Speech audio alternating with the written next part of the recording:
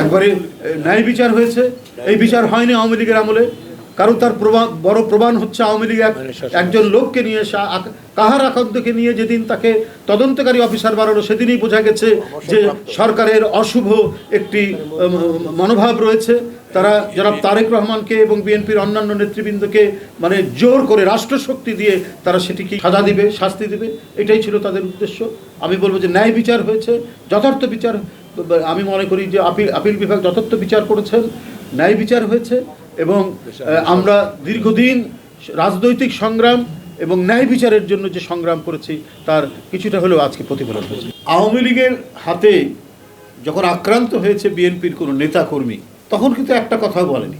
বাবু ঈশ্বরচন্দ্র রায়কে ফেলে দিয়ে তার উপরে পুলিশ যেভাবে লাঠিপেটা করেছে, কই এই জন্য তো ভারত সরকার কোনো স্টেটমেন্ট দেয়নি, বিবৃতি দেয়নি। কারণ বাবু ঈশ্বরচন্দ্র রায় বিএনপি করে। নিপুণ রায়চৌধুরীকে একটি মিছিলের মধ্যে দূর থেকে ইট মেরে মাথা একেবারে মাথা যে ফাটিয়ে দিল, কই এটার জন্য তো আমরা কোনো তৎপরতা দেখিনি। নিপুণ রায়চৌধুরী তো হিন্দু সম্প্রদায়ের মানুষ, এদেশের নাগরিক, বাংলাদেশের নাগরিক, কিন্তু বিএনপি করে। তার সারা মাথা থেকে যে রক্ত ঝরে পড়লো, এটার জন্য তো আমরা কোনো স্টেটমেন্ট দিতে দেখলাম না।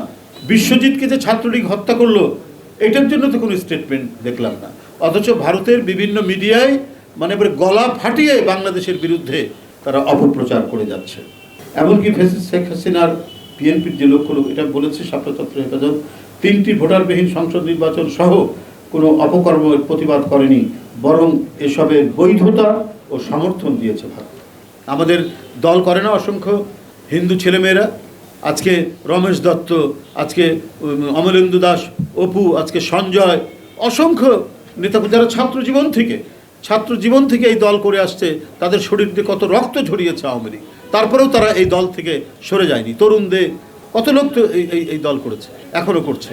অনেকে চাকুরিতে চলে গিয়েছিল, কিন্তু চাকরি করা অবস্থাও তারা আমাদের খোঁজখবর নিয়েছে, এখনও নিয়ে থাকে।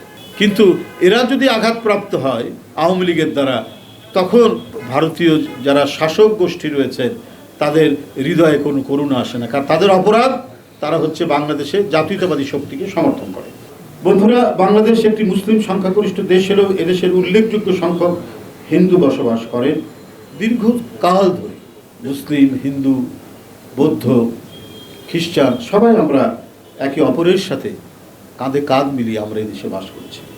মুসলিম, হিন্দু, বৌদ্ধ, খ্রিস্টান এবং চাকমা, মারমা, গারো, মুরং সহ বিভিন্ন জনগোষ্ঠী আবহমান কাল ধরে একটা দৃঢ় ও নিবিড় যোগসূত্র বয়ে এনেছে। তারা একসাথে মিলেমিশে পারস্পরিক সহাবস্থান ও সহমর্মী হয়েই শান্তিতে বসবাস করেছে। এখানে এক দেশ, এক জাতি, আমরা সবাই বাংলাদেশি। অথচ ভারত সকল বাংলাদেশিদের স্বার্থে কথা না বলে সবসময় শুধুমাত্র একটি সম্প্রদায়ের স্বার্থে রাজনৈতিক উদ্দেশ্যপ্রণীতভাবে কথা বলে। ভারতের এই আচরণ ভারতকে সার্বজনীন না করে একটি নির্দিষ্ট সম্প্রদায়ের পক্ষাবলম্বী করেছে। ভারতের এসবের আচরণ এদেশের সাধারণ মানুষ মেনে নেয়নি। এদেশের মানুষ কঠিন সময়ে ধৈর্যের পরীক্ষা দিতে জানে। সুতরাং প্রতিরোধের দুর্ভেদ্য দেয়ালও গড়ে তুলতে পারে বাংলাদেশের মানুষ, গড়ে তুলবে বাংলাদেশের মানুষ। এদেশের হিন্দুরাও, হিন্দুদেরও বৃহদাংশ ভারতের এই নীতি সমর্থন করে না। আজ এই বাস্তবতা ভারতকে বুঝতে হবে। অসুয়া শক্তির কোনো জয় হতে পারে না, মানে বিদ্বেষমূলক যে শক্তি, বিদ্বেষের শক্তির কখনো জয় হতে পারে না। সুপ্রিয় বন্ধুরা, অন্তর্বর্তীকালীন সরকারের কেউ তাদের বক্তব্য বিবৃতিতে আওয়ামী লীগ নিষিদ্ধ করতে বিএনপি প্রতিবন্ধক বলে প্রচার করছেন, যা সঠিক না। আওয়ামী লীগ নিষিদ্ধ করা না করার সিদ্ধান্ত নেওয়ার এখতিয়ার সরকারের।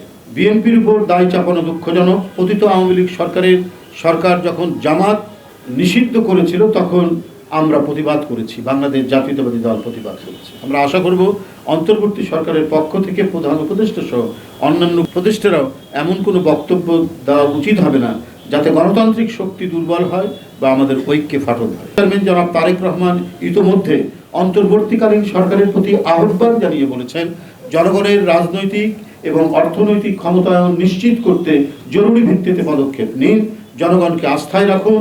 হাজারো ছাত্র জনতার রক্তের উপর স্বৈরাচার বিরোধী জাতীয় ঐক্য গড়ে উঠেছে। সরকারের কোনো কাজ কিংবা কথা যেন ছাত্র জনতার ঐক্যে ফাটল ধরার কারণ না হয়, সেই বিষয়ে সরকারকে বিচক্ষণতার পরিচয় দিতে হবে।